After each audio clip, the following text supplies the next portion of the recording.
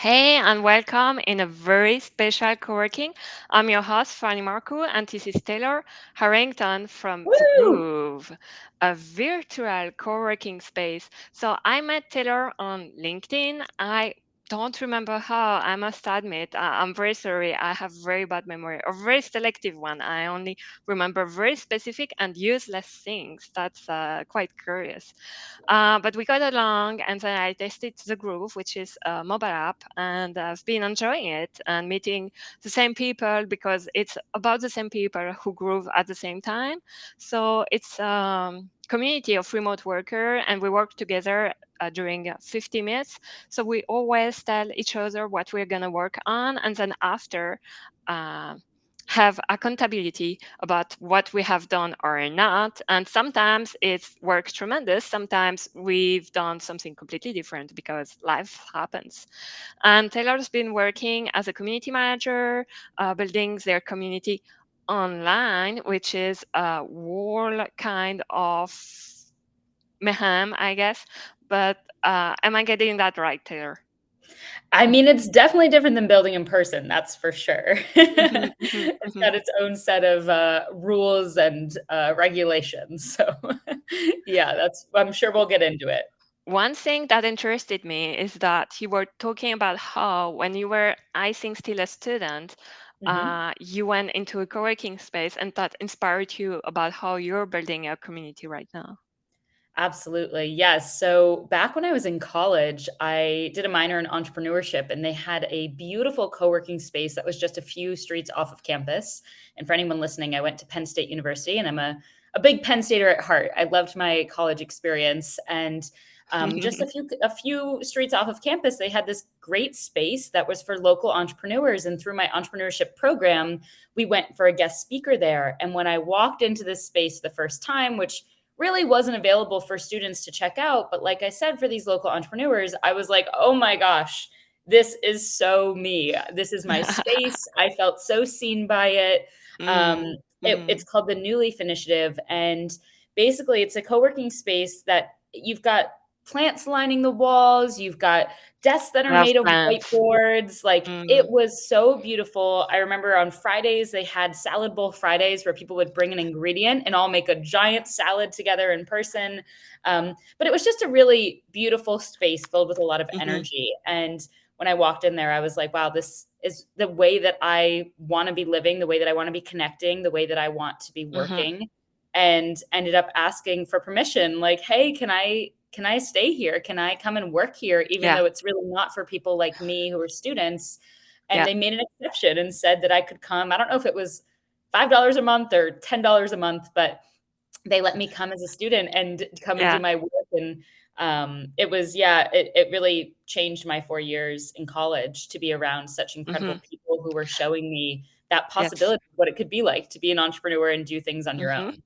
Yeah, and I guess real life example like that are really what teach you how to be a real entrepreneur or have that entrepreneurship mind. I'm Yes. curious, was it the first time you heard about co-working space or you tried one?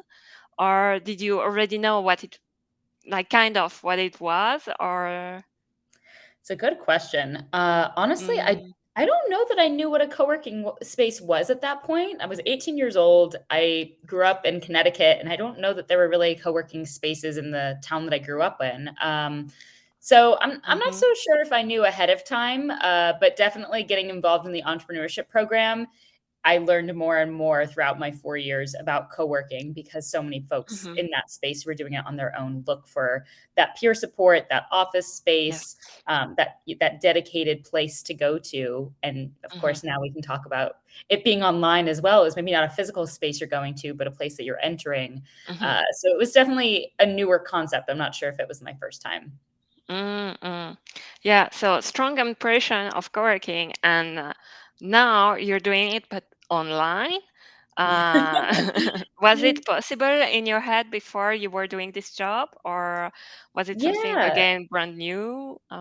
Yeah. Great question. So I think while I was in college, one of the things that I felt, and I love the word loneliness, talking about loneliness, and I felt Oh. lonely in a lot of ways. Being in this beautiful space that I mentioned, I Hmm. was odd one out as a student. It was for those local entrepreneurs. And so I was sitting in that space thinking, gosh, I know that there are other entrepreneurial minded college students around the world, or not even college students, but that there's a wider network of people like this that I wish that I could be connected to. And I was afraid of losing in college that feeling of, oh, these are my people. These are the people that I get to connect with on a regular basis. And so actually my first job, I worked with bestselling author Seth Godin building online learning experiences.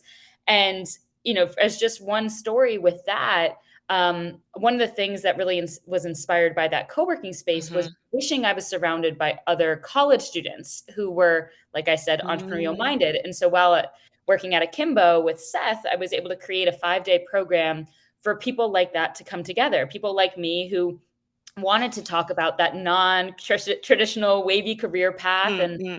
explore it together, explore these bigger questions of what it looks Yeah. like to do things on your own.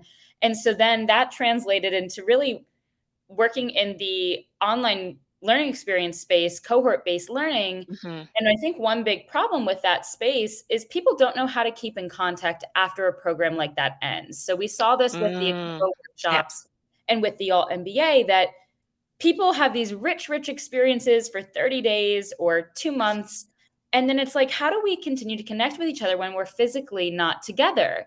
And so when Yes. I heard about what the team was building at Groove, and it was very early stages with the co-founders and a few, freelancers they were working with, I Just thought, to "Wow." talk about this because Yes. we're on it. When did Groove start, and when did you start at Groove? When was that in Yeah, terms of yeah, so timeline? I joined in June of 2021, and I was the first full-time hire there, so I think that says a lot Ooh. about. Yeah, I think that says a lot about what the Yeah. co-founders believed in and wanted was a community person to help build this from Mhm. day one. Um, and so a few months prior is when they had started. So really during the pandemic Wow. in 2021 was when it was picking up speed of like, wow, this is really something we should be building. It was really Yes. built out of the co-founders having spent years freelancing and feeling like a physical co-working space Yeah. was great in a lot of ways, but it wasn't Mhm. satisfying the ease of hopping into a focus session when you want to, being surrounded by a supportive community that could keep on showing up for you. It was a different Yeah. type of support and camaraderie that they were really looking for, and Mhm. realized that the boundaries of doing it in a physical space could be broken and it could really be found online. And so, yeah, it was about June 2021 when I came on. And not as a replacement of the physical space, but I see more and more. My first, the first time I went regularly into a co-working, they had Mhm. that tremendous Slack community of people going to the space, but also some alumni, you could say, who used to come to the space, and all those folks were there online on Slack. And to me, that Mm. became the standard of a co-working space. Since then, I've been to a lot of different spaces, and they don't necessarily have a place online where people can connect and keep on getting connected and catch up and all those. So I understood that was the exception, what I thought was the standard. And I think more and more some people start to think about it and thinking, but yeah, if I have, for example, a lot of nomads or a lot of people that are at some point freelancer, entrepreneur, or employee, or in a corporate, or in a different stage of their life, they might not come to the space all the time, but they might want to keep in contact. So how do we Mhm. manage that? So yeah, a lot of people think Absolutely. about those kind of things.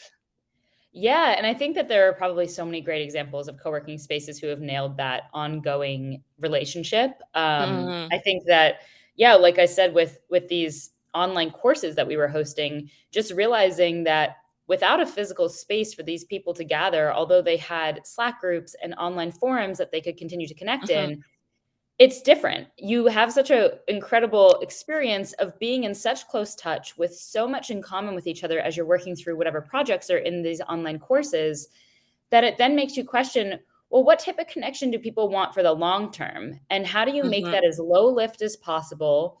How do you make it as accessible as possible?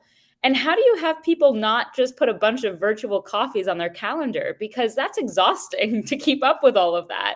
Yeah. And so I think that uh, really seeing that pain point for a lot of people is what led me also to Groove. Is like I had had such a powerful in-person co-working experience. I had seen the benefits of connecting with other peers like me from around the world by either designing a course like that or being a part of different ones, and recognized that there was a real opportunity for that low lift type connection Mm-hmm. to bring into people's lives. And so, yeah, I'm very passionate about what we're building. Yeah, so we're in June 2021, a few months before, I guess, you start to learn about Groove. And how did that happen? Did they ask Yeah. you? Did it come naturally? Yeah, great question. Well, I definitely started to think about the community space. And I think Mm. that it's so interesting because community isn't it hasn't been in people's job titles for very long as a common job title. Yes. Or a lot, because I'm preparing a class about marketing strategy for including community manager. And what people mean when they say community manager is not someone who's managing a community. That would be logical, but it's someone who's managing social media and the community that is on social media, which is part of a community, but I believe it's not the only place. Yeah, Mm, definitely. Yeah, I think a mm, lot of places do have social media fall under that community title now. And so it's actually interesting, I think, to really separate those 2, and that's why I mm, think a lot of people who are building community like I am, talk and I don't run our social media accounts, that does fall under marketing on our team.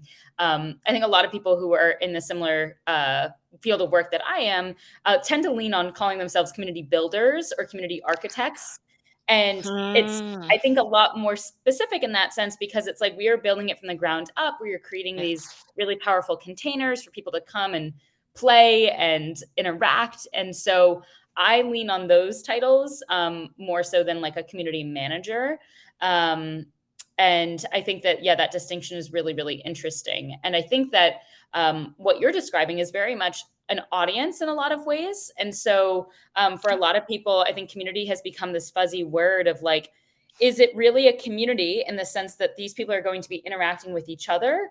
Or are they our community, our audience, where we are interacting with them either one on one or to the Mhm. masses? And I think that that's a big distinction for me between audience and community is Mm. a brand is ready to make a community when their members are supposed to be interacting with each other, that they can really benefit from interacting with each Yeah. other. Mm. And I think there's so many examples of communities that Yeah. try to work and fail because the reality is they would have been better off as an audience. Oh, interesting. Yeah, I was thought about community with different. I think it's on Reddit. If you Mhm. start on Reddit, you have access to some feature, but not all the feature, and some forums. So other places where you can share information. It's based like that, and you have some kind of tier, and you have the beginner or the newcomer, and then you have the regular, and then you have the expert or the master or the Mhm. veteran, or all those kind of different status that you get by how much you're interacting on the forum. Yeah, yeah, it's so fascinating. Status, I think, is a really interesting thing to bring up in here because Uh-huh. in a physical co-working space, Mm. what does status look like? I think that's a fascinating question of like in a physical co-working space, like how do we know Yeah. status? How are we is status present? What counts as status, you know? Whereas I Yes. think in these online communities and forums, oftentimes we just like give someone a hat and we're like, you have status and you have status and your status just got better. And we sort of we reward different behaviors, and there has to be a method to rewarding that behavior. And Mm. so inside a groove, we haven't quite brought that status in a lot of ways, and part of it True. because we lean on in-person examples a lot when building groove. And so one of the things with groove is like a new groover does have a little waving hand emoji so that you know I that they're was gonna new. say this waving Yep. hand. Mm-hmm. And so that's actually really been super interesting, not only because it helps create the posture that anyone who doesn't have a waving hand emoji has already kind of graduated out of it. Knows So what's going on, because the first time yes, you are on, you're like, I don't understand, the yeah, video isn't working, I can't hear you, or stuff like that. yeah, So. and so it allows those I don't know if folks that have been grooving for a little while now to say, Mm-hmm. "Oh, I want to introduce this new person and show them how special groove is. I'm going to join that groove with them." So it creates a posture of like they're able to support and help them Mm. by showing them the Yes. ropes. Um, it also is interesting because we've found that a lot of people who have the waving hand emojis actually look for each other because there's something really special about being newbies together, Yes. and being able to kind of unite with those folks. A lot Same of groupers. class. Mm. Yes, exactly, same class. It's like getting into college and you're all freshmen at the same time. And so I think that there's definitely a benefit to that. Back at Akimbo, we used homerooms as an example of how people could kind of be paired up in a homeroom when they went into an online into one of the online workshops. And so I do think Yes. that uniting those newcomers is very beneficial.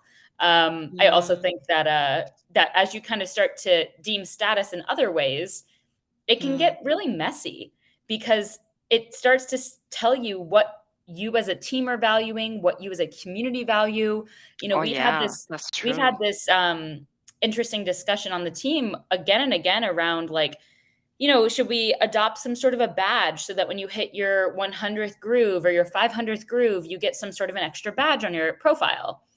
And we keep Mm. going back and forth on something like this because it's a question of what do we value? Do we value that someone is showing up 500 times? Or do we value the fact that someone showed up 10 days in a row and they finally shipped a project that they've been putting on hold for 4 years? And like, how Mhm. can we show the value of that versus like, hi, I came and did this a certain amount of times? And so it's an ongoing discussion of what badges or status like that might look like in Groom in the future. We haven't made any decisions, but I think the main key being that we go back to what are those in-person examples of where Mhm. status feels really good for not only the person that receives it, but the person who is also seeing that other person has status and it feels welcoming and also something they can work towards if they want that. Mhm. Yeah, yeah. And it goes back to the intentional space we were talking about Hmm. before, is you're really thinking, you're not just, for example, all a lot of things we just talk about are some kind of gamification trick. Yeah. But gamification isn't just about some tricks you implement or not, it's about design too. And like you were saying, choosing what kind of status you want to show or not, or you want to highlight or not, Hmm. really means a lot in about what kind of community you want to build, and really being meaningful about it, thinking about it, and being intentional about what kind of Yes. space you're building.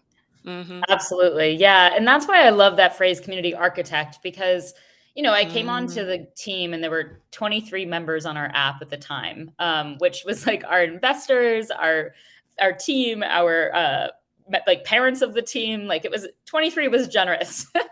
And now we have thousands of, we have like 2,000 users on the platform. And it's really crazy to see that change over time of like, what does community look like at those different stages? And I really had the Mm-hmm. opportunity to build it from that day one of like, okay, so what is that container? What do we value? What types of behaviors do we want to celebrate? What types of behaviors do we want to say, nope, that's not what happens here? And so I think that those Yes.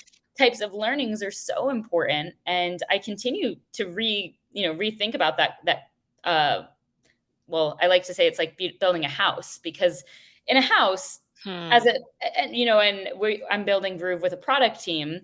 so building with your product team is so important. They're the ones who are really engineering it and bringing it to life. So if I'm the community architect, I've got the blueprints and I say, all right, this is what the house is supposed to look like. We want to make this room feel a little bit like this, and we want to have a really welcoming entryway and whatever those different things are. And so Yes. then the product team helps build it. And so we put up the walls. And I think that the key here is not building it too much. And the reason for that is you want Mm. community members to be able to walk into that house and say, huh, how cool would it be if there was a bright pink table over here, or if there was Yes. glitter on the wall, or whatever those different things are, or even things that you make it easier. Wow, it would be so great if we had 4 chairs to sit down in over here, and that would just change everything for us. And so, Yes. even though we're talking about a digital space, I think that analogy is really helpful because it really helps shine a light that this isn't something that we're building on a silver platter and saying, hey, community members, come onto our app. This is exactly the best thing ever, Yes. and this is exactly how you want it. But instead are saying, hey, Mm. it's a little half-baked, and we're gonna come and build it with you, and we want the features to come from all of you, suggesting how to Yes. make it feel more like a space you wanna For be in. the community, by the community. Exactly. Yeah. Mm, mm. I was thinking, going back to the timeline again. So Sure. you arrived in 2021, brand new job. Was there anything that challenged you or that was surprising that you didn't expect, or good or in a bad way, whatever? Yeah, well, I mean, in the spirit of co-working, I think that the most relevant answer here is I was so nervous to take a fully remote job. And Yes. I, I'm young. I've had one other job prior to this job, and I had an Hmm. incredible in-person experience with that job, going to a space that was like a co-working Yes. space. We worked in such an incredible office. We all worked at one big table together. It was a really cool office Yeah. space. And when I came onto the team, the two co-founders at the time and the third co-founder who ended up joining later on as a co-founder, but she really built it from day one as well. It they were all based in Israel, and so the team was all the way in Israel. I'm in New York City, and I was so nervous that I was going to miss that Mm, in-person experience. And yes. I was just very honest with Josh, our CEO and co-founder, and I said, like, "Hey, I this job, like if I could have written a job description, it would be this. Like this is the problem I want to be solving in the world. I love this idea. I love Oh. the type of people that will be showing up Hmm. in this community, and I can really see the possibility of this." And I think that I just, I said to him, like, I'm just the one thing is that we're so far apart and we're physically not going to be there together. Like, am I ever going to meet you in person? And Oh. it's so funny because now, fast forward, and he was kind of Yes. like, let's keep talking about it. Like, how can we support you in Yeah. doing that? And one of the things that he talked about was like, we're going to groove together. And I was like, yeah, you're right. I guess the nervousness that I'm feeling is what a lot of the people who were on Groove would also feel by not going to a physical Oh. space. And I needed to be able to create that satisfaction of being around other people and feeling that Hmm. connection through grooving, because if I didn't, then this wasn't going to work. Like that was exactly the problem that we Yes. needed to solve. So between that and then also, living in New York City in a quite tiny apartment, one of the other things I said to Josh was, I would love a physical space that I could walk to if I wanted to. And so I have a WeWork all access membership that I can hop around New York City and pop into a co working space if I just need time away from my tiny apartment. And that has been really helpful because we also have two freelancers that we work with in the New York area. So I do meet up with them inside of the Oh. WeWork sometimes. And it's not to say that like Groove isn't satisfying the camaraderie that I was looking for and the focus and the team support that I was looking for, because it Hmm. totally does. It's the physical walking to a space that is a little bit helpful to my brain, that when Josh offered that, I was like, yeah, I'll take you up on that. So that was, yeah, I think when we talk about like Hmm. what makes a successful, or what makes, like, what are kind of those, like, scary moments at the beginning of working together? That was one of Yes. the scariest moments. Yeah, it's so great that you've been through what new users are going through, because Yeah. you really felt it. And it's not just putting yourself in your shoes, you were in the shoes. So you Yes. totally know, you got the feeling. And I feel a lot of passion project we do. It's because we've been through it and we want to improve the situation. We want Yeah. to help others who are experiencing what we experience and make it a great experience. Absolutely. Yeah, it comes from that Yeah. pain point of like, Mm, I know what mm. those feelings feel like. I want to wipe those feelings away so that no one else has to feel them again. And I think that, even COVID was a really helpful lesson in that respect, because I Mhm. was living back at home at the time with my parents and was trying to run this, do my job, which was prior to Groove. Trying to do Yes. this job in like my childhood bedroom, and I missed people so much as like a total extrovert connector, loved Mm. humans. Had a really hard time with that, and also had a hard time focusing of like, how do Mhm. I structure a day where I'm no longer in a physical space with teammates to kind of help structure that for Yes. me. And so I think that all of those experiences were really relatable to a lot of groovers. And I also think that the experience, like I mentioned before, of I knew very early on at age 18, 19 that I wanted to do something different. I didn't want to go Mm, into a corporate job. I wanted to go on a path less traveled. We talk about wavy career paths all the time at Groove. And I think that a lot of groovers can relate to that. A lot of people who go to co working spaces generally can relate to that wavy career path. And I think that having that experience as well of like, I want to do something different and the path isn't clear what's next, but I'm going to learn and soak as much up as I can right now is a very common feeling for groovers, but also knowing that doing that type of work can feel a bit lonely in the sense that other people yeah. don't get it. They're like, what the heck are you doing? Mhm. What are all of Mhm. these projects you're working on? You're pouring your heart into these things. And so I think being in that physical co-working space that I mentioned in college is where I really Yes. found those cheerleaders to say like, "Hey, you're figuring it out. Like you don't need to know what's next. Just connect the dots and Mm. get to the next thing and you're going to be fine. Figure out I did a workshop with a woman named Dana Ray who runs a workshop on your ground truth and she talks all about like figure out who you are and that will guide the wavy Yes. path. And I think a lot of groovers again can relate to that experience of trying to go inward to understand themselves and have that guide them versus trying to climb up the ladder and always have a path decided. Yeah, and that's maybe my last question for you. Since Okay. you understand now what you want or who you are, what's next? What's next for you, and what's next for Groove? What's next for the community? It's a great question. I think that scaling intimacy is one of the hardest parts about building community.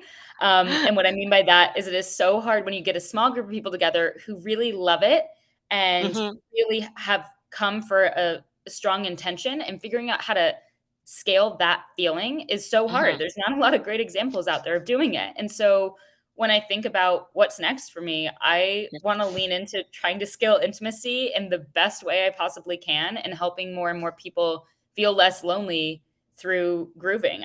Just think that there's such power in this community. And I, as someone, like I said, who just can't stand putting another meeting or coffee chat on my calendar because I'm like, let's just groove together. Like, it's just so much easier. I think that there's a real Yes. culture shift there to help more and more people feel like they can be in control of designing those days and helping them feel satisfied at the end that they were socially connected and got shit done, for lack of a better phrase. It's a win-win situation. Yeah, for sure. Okay. Well, is there anything else you'd like to add? I would just say that I would love to group with anyone who's listening and wants to give it a shot. If they thought that this sounded interesting and they want to hop in a co-working session with you or me or both of us, we'll be on the Groove app. You can find us at www.groove.oo, like out of office. You can download the app right away and hop in, and you'll get a cute little welcome message from me, like you're in a physical co-working space and I'm at the desk saying hello. And we'll group together sometime soon. Thanks so much for Yeah. having me. This was great. You're very welcome. Is there any other place people can reach out? Slash Twitter social is great. media. LinkedIn is great. On Twitter, I'm Hey Tay HAR Hey Tay Hair, and you can follow me on there, and also LinkedIn, talking all about community. All And the links will be in the comments. So, amazing, love that. Yeah, makes it way easier. People are like, "What the heck did she just say? Hey Tay Hair?" uh, no, Perfect. Sounds I great. think it's great. Well, thank you very much for being my guest. Thank you, you guys, for listening, for watching, and we'll see you next time for another episode of a very special co-working. Bye. Bye.